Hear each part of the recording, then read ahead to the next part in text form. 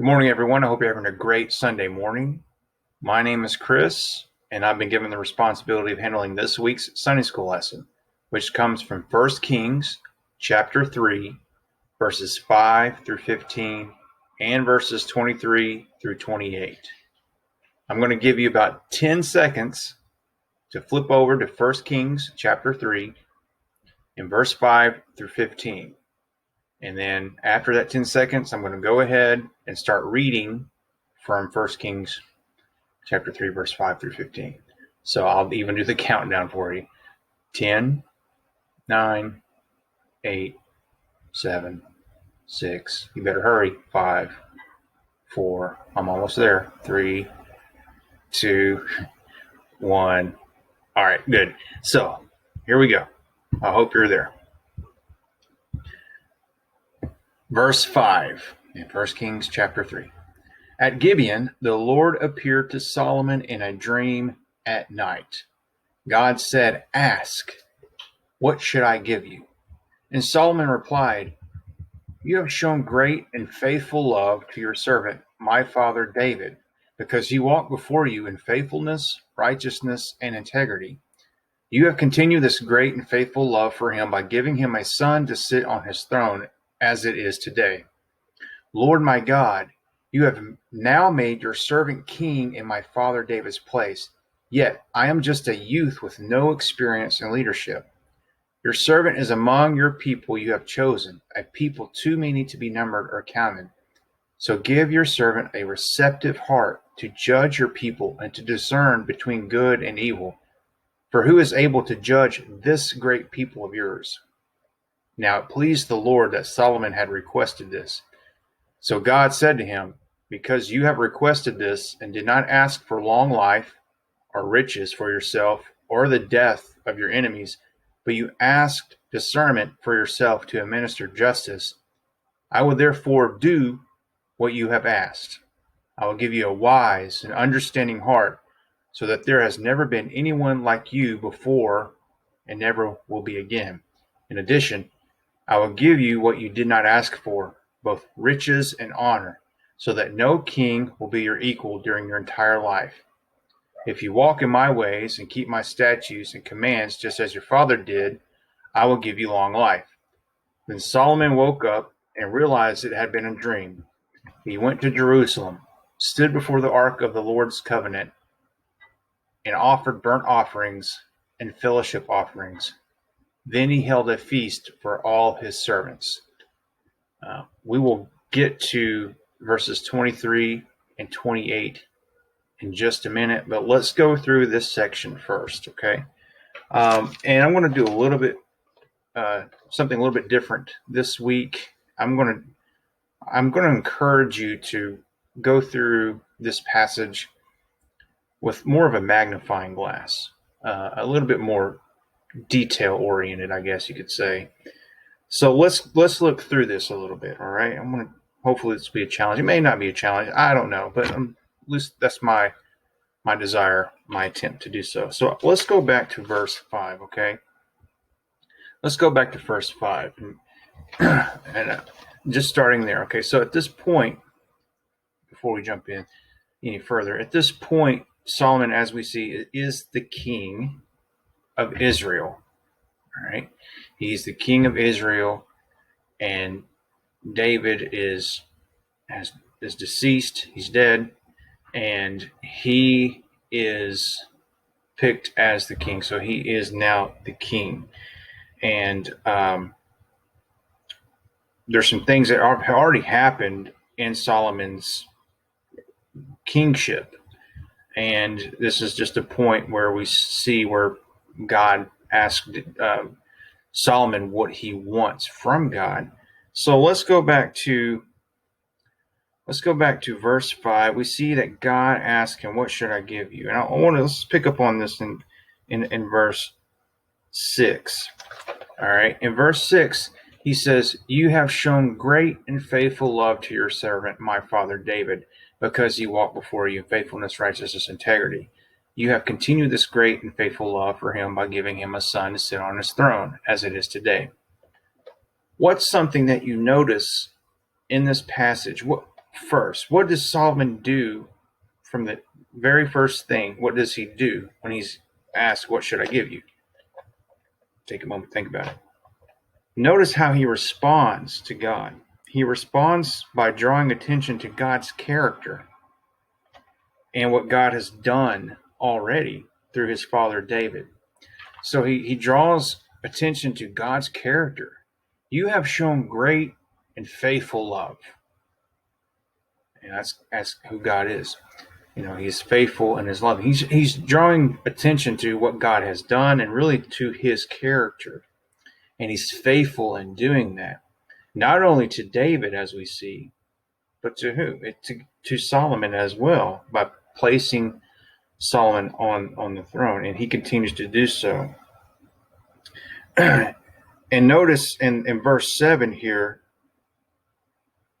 you have made your servant king in my father David's place. All right. Notice how Solomon refers to himself. How does he refer to himself? As a servant king. He doesn't think of him as a selfish, like it's all about me.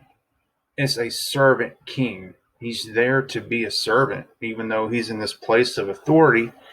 He's there to serve. And notice who placed him there. Who placed Solomon there? God did, right? God did. He put him on the throne. He put David on the throne too. I mean, he put Solomon on the throne, showing him his and continuing his great and faithful love. And he placed him on his throne. So it comes from God. This is not Solomon's own doing. This is not really David's own doing. This is God's doing. So God has put Solomon on the throne, and he's shown faithful and great love. And Solomon recognizes he's a servant king. Okay. And also, notice how Solomon feels and really kind of reveals his inadequacy in his leadership. He says, I am just a youth with no experience in leadership. Now, if you look in the previous couple of chapters, he has a leadership. He shows leadership. He's actually shows wisdom. But at this point here, when God is asking him this, he feels this inadequate with what's going on, in this position that he's in. He feels inadequate. I have no experience in leadership. But like I said, go read the previous chapters and you'll see that he's able to recognize a conspiracy that's against him. It shows wisdom and as a king, and how he dealt with his brother who was trying to go against David and his wishes. So anyway, so he is shown wisdom, but yet in this question that's asked by God, ask, what do you want? He realizes he's inadequate. So, and he realizes God in comparison to who he is and what God has done versus where he's at. So he asked for a receptive heart to judge. Notice that he asked for a receptive heart to judge these people. A heart that is willing to listen, a heart that's willing to hear and act as a rightful king among these people, to discern between good and evil. So let me stop there and ask you this. Have you ever been in a position or a situation where you've needed God's wisdom, God's guidance? Have you ever felt like being in a position where you felt like Solomon and said, I am inadequate for this. I realize God has been good to me in several different ways, but this position that I'm in right now, I most definitely need his wisdom. And of course, we need it in every moment of our lives, but there are some moments in our lives where they seem to be larger, that we really need God's wisdom. Now, in the book of James, James chapter 1 talks about asking God for wisdom when you're going through a trial, and God will give you that wisdom. But don't be like a wave tossed to and fro. To have your faith firm, knowing that God is going to answer you that and giving you wisdom in your trial. But we see that God will do that. He will answer prayer, and He will give guidance and give wisdom. And look how this pleased God with Solomon's answer. God was pleased with it because he didn't ask for what you think some kings would ask for. I want riches. I want to be rich. I want the death of my enemies. Now, sometimes we think like that too. And now, even though we're not kings, we sometimes maybe feel like that, or we want to be rich or whatever. But he wants wisdom to administer justice, and he asks for discernment to do so. And notice that he does that. Those are the things that he's actually running almost. He is not. He's not almost. He is running opposite than kings of that day. Of he doesn't want to. He doesn't. He wants wisdom. He doesn't want to destroy his enemies. Right. He just wants wisdom to govern the people. And God is pleased with his answer. And so God gives him wisdom and understanding to do so, to administer justice. Also, he gives him wealth and riches. And so the thing that he didn't ask for, riches and honor, he gets that as well. God blesses him with that as well. And so Solomon is blessed with that. And notice now, some of you may already know the history of Solomon and what happens to Solomon later on in his life. And notice verse 14. What does God say to Solomon? If you walk in my ways and keep my statutes and commands, just as your father David did, I will give you a long life. Now, we notice that Solomon gets away from this, but God reminds him, keep my statutes and commands, to be obedient to him. Now, are you being obedient to God? Now, if you've seen how God has moved in your life and how God has worked in your life, and God has blessed you in certain things, I think this is a fair question that we should ask ourselves, is that, shouldn't we be obedient to God in this? I mean, if you're a follower of Christ, then we must keep his word, correct? We must follow him and his commandments, right? So the same thing applies to us, and God will work in us if we are not following him. He will discipline us, and if we're not following him.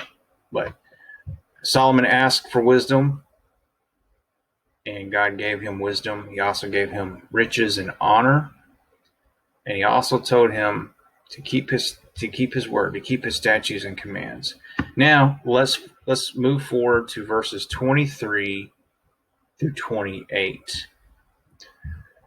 Verse 23. The king replied, "This woman says, 'This is my son who is alive, and your son is dead.' But that woman says, 'No, your son is dead, and my son is alive.' The king continued, 'Bring me a sword.' So they brought the sword to the king, and the king said, 'Cut the living boy in two, and give half to one and half to the other.'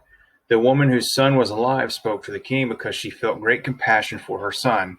'My lord, give her the living baby,' she said, 'but please don't have him killed.' But the other one said, 'He will not be mine or yours. Cut him in two.' The king responded, 'Give the living baby to the first woman, and don't kill him. She is his mother.' All Israel heard about the judgment the king had given, and they stood in awe of the king because they saw that God's wisdom in him was in him to carry out justice. So this right here comes following up with this request of wisdom from Solomon. He gets into a real life situation. Like, this wasn't like, I want wisdom. Okay, well, you'll never be in a position where you never have to use it, right? This actually comes right after this, and he gets into a real situation where these are actually prostitutes that have one of them accidentally kills the son, one of the son, and takes the other son. And so David's like, okay, I tell you what, let's cut the living boy in two and give half to one and half to the other. That seems pretty gruesome, but Solomon realizes that in doing that, that would reveal who the true mother is. And so the woman who says, okay, you know what, let her have the son, let her have the baby. I don't want him to be killed. That's how he knew, because the care that she had for the son was greater than this little ordeal, this little spat that her and this woman were in. She's like, you know what, if it's going to come down to that, just let her have the baby. I want him to be alive. And that's how he knew. God gave him the wisdom to discern that situation, to administer justice, true justice in that situation. And he was able to give the child back to the real biological mother. And so his wisdom was on display there that God had given him, and they heard of Israel heard about his judgment, and they stood in awe of the king because they saw that God's wisdom was in him to carry out justice. So there may be times in your life when if you're studying God's word and you come across some kind of ethical dilemma, maybe could be at work or whatever, or a place that you find yourself in, and God will give you wisdom to act out. We may mess up at times too. I mean, that happens as well. And if we sin in that situation, well, we need to ask for forgiveness, go to God and ask for forgiveness. And then if we've affected anybody in that, ask for their forgiveness too, and tell them that we're sorry. But we learn from that. And there will be times where God will give us this wisdom to act accordingly to his word, and we are obedient and we act out in how he desires, and we reflect Christ in those types of situations. So we need to pray for wisdom, and we must realize that wisdom doesn't come from us, right? True wisdom, spiritual wisdom, comes from God. It comes from God, and he freely gives it to those who seek him. Okay, that's the main thing. Wisdom comes from God, and he freely gives it to those who seek him. Don't rely on your own wisdom. Rely on what God gives you in wisdom. Rely on his word. He will freely give it to you. God is not going to withhold wisdom from you. He's going to freely give it to you. So look back on this, reflect on this, and see how God's character is shown and revealed, drawn attention to by Solomon. Reflect on God's character in your own life and what he's done for you. Think about that, and then ask for wisdom if you're in a situation where you need wisdom, and God will definitely give it to you because he does give wisdom. All right. Thank you very much. Y'all have a great Sunday afternoon, and hopefully it's going to be a nice day. All right. Thanks.